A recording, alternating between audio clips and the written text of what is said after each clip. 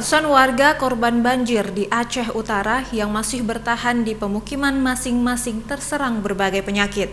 Sejumlah posko tim medis kesehatan telah didirikan untuk memeriksa kesehatan warga.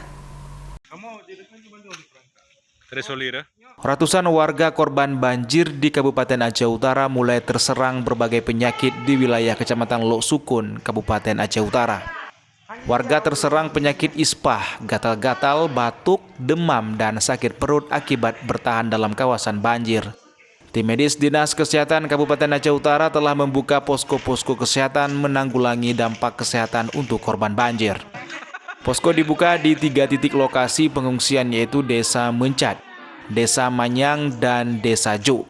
Banjir di Kecamatan Lok Sukun, Aceh Utara menggenangi 10 desa sejak seminggu terakhir. Kalau lagi banjir gini kan Pak, kayak seperti alergi, gatal-gatal, kutu air, demam, penyakit ispa gitu ya kan.